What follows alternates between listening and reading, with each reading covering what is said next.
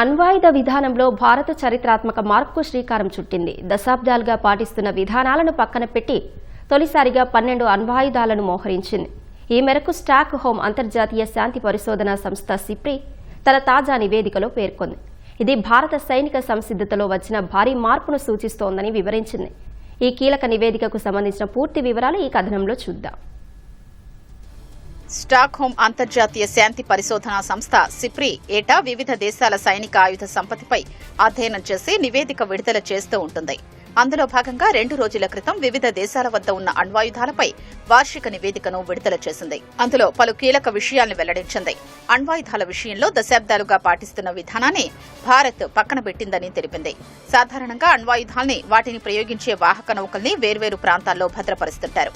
ఇదే విధానాన్ని భారత్ కొన్ని దశాబ్దాల పాటు కొనసాగించింది. కానీ తొలిసారి అణ్వాయుధాల్ని పలు ప్రాంతాల్లో మోహరించింది. మొత్తం 12 అణువార్ హెడ్లను భారత్ పలు ప్రాంతాల్లో మోహరించిందని సిప్రి తన నివేదికలో పేర్కొంది. అణు జలాంతర్గాములతో పాటు వైమానిక, సైనిక స్థావరాల్లో వాటిని మోహరించినట్లు వివరించింది.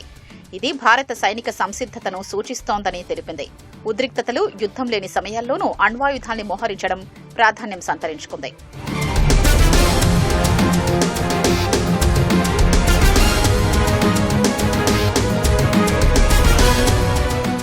అణ్వాయుధాల మోహరింపులో రష్యా అగ్రస్థానంలో ఉంది.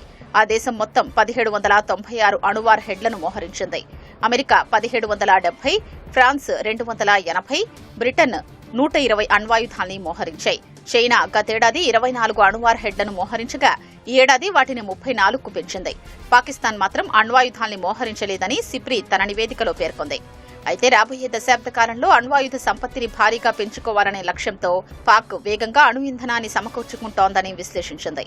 అణ్వాయుధాల విషయంలో భారత్ నో యూజ్ ఫస్ట్ విధానాన్ని పాటిస్తోంది. అంటే శత్రువు అణ్వాయుధంతో దాడి చేస్తేనే భారత్ అణ్వాయుధాల్ని ఉపయోగిస్తుంది. ఈ ఏడాది జనవరి నాటికి భారత్ వద్ద 190 అణ్వాయుధాలు ఉన్నాయని సిప్రి వెల్లడించింది. పాకిస్తాన్ వద్ద 170 అణ్వాయుధాలు ఉన్నాయని తెలిపింది.